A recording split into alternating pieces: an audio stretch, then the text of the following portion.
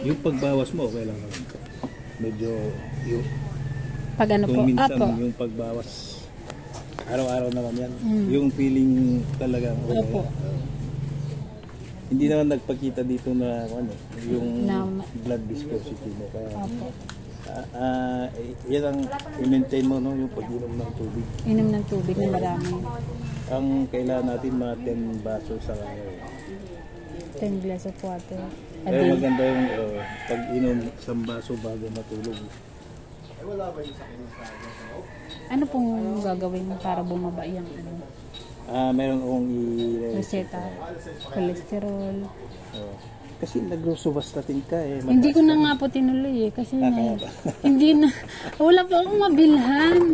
Dito, naghahanap pa po ako kung saan saan. Mercury meron yun eh. Mercury po. Kaso hindi nga po ako makaalis eh. Anyway, kaya pala. Pero uminom po ako eh. Siguro mga 50 Pero napansin mo siguro pag uminom ka na gano'n, para kang latang-lata, no? Opo. Yung wala ka energy. Bakit po ganun? Ganun yung side effect nun. Yung rosuvastatin? Rosuvastatin. Kaya napansin mo, kaya ang rosuvastatin, dapat Pero yung kunin mo vitamins yun sa po, gabi. kapag umiinom ako, parang nawawala yung mga tusok-tusok ko sa ano. Kasi, Kamay.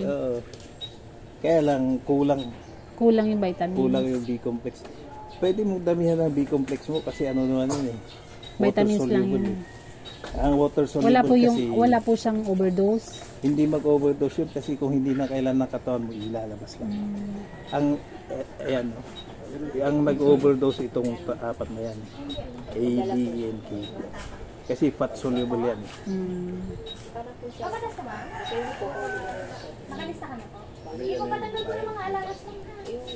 Ito, sundan mo para... Ay, dito po, Dok, ano po yung sabi niyo nakita na ano? Dito naman, may nakitang may parang nagkita kasi dyan kahit wala nararamdaman. May diferensya sa ano mo. Matres? Baka meron siyang konting inflammation o Namamaga? doong banda. Hindi mo lang alam. Kaya Hindi pa po ako never pa po ako never ka pa. Kahit minsan, kahit na nung mga anak Never.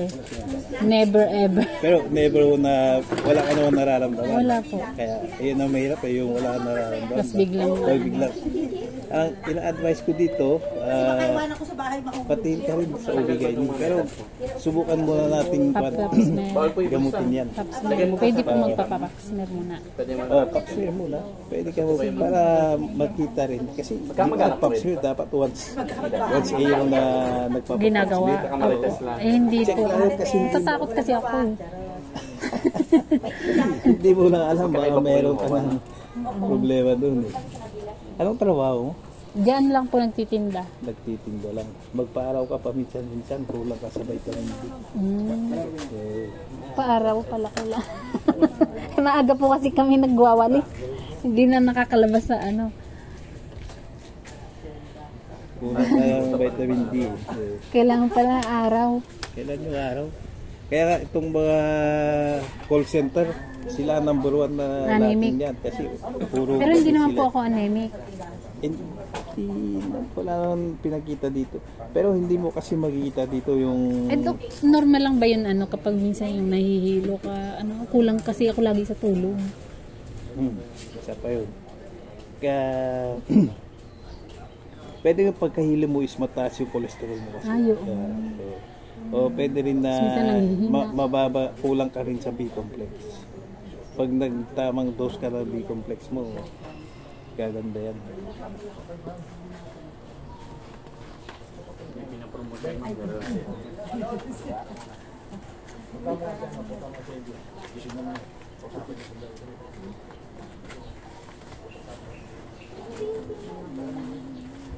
Hindi yan barley mo na.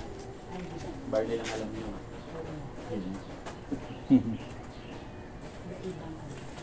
Depende sa kaso. Kapag murder, eh, mas mataas yun. Mas basta sa kaso. Anyway, record mo to. No? Dito sa record na ito, makita mo yung mga medyo bawal.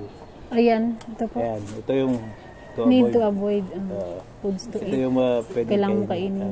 Vegetables, yogurt. pero since ito, Tofu. wag muna ito kasi pampatas to ng uric acid. Depende po sa pasyente. Oats, taho, tofu. Kasi Hindi ano yan naman po ako mahilig dyan. Soya beans kasi yan eh. Mataas ang Fish uric with acid na. scale. Sa beans. Natural Fish with juice. scale, natural juice, black coffee, chicken feet. Black coffee. Need ko ng black coffee. Ay, ang pait. Hindi po ako mahilig sa kape. Ay, Chicken hindi ka feet. nagkakape. Nagkakape po Ang paminsan-minsan. chicken feet kasi ano yan, mataas ang collagen. Saka egg. Eh, sabi ni Doc, mataas daw ang ano ng egg. Ang egg, huwag mong iprito kasi boiled. Boiled egg. Okay. Boiled egg sa chicken feet, mataas ang collagen. Kung medyo maluwag sa pera, Beer, bawal al beer, bawal alcohol. alam mo, beer, mataas din ang uric acid niya. Oo, kaya yun mga iwasan mo. O, yung collagen or yung knuckles, alam mo ba yung knuckles? Hindi po. Yung pangalang Dito? Uncle. yun ang knuckles. Yun mataas ang collagen. Ayun ang kailangan ko. Pero yung beef po, bawal diba? Mga red meat. Huwag masyado kasi sa uric acid din yun. Ito, itong isasuggest ko sa'yo para pababayin natin yung kwan. Tapos yung inflammation lahat yan. Yan. Ito, ang maganda ito, pampababa ng cholesterol. Pagagandahin pa na yung kwan. Yung...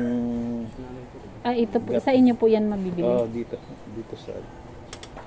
Tapos, ito na lang kunin mong B-complex. Maganda yan, kompleto yan. May vitamin C pa yan. Ito kasi, pag ganito nag-check up kami, may nire-recommend kaming good for 2 Gamot. weeks.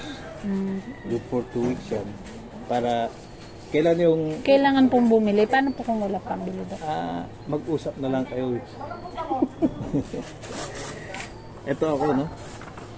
Ito ako. Apo. May contact number. May contact mo.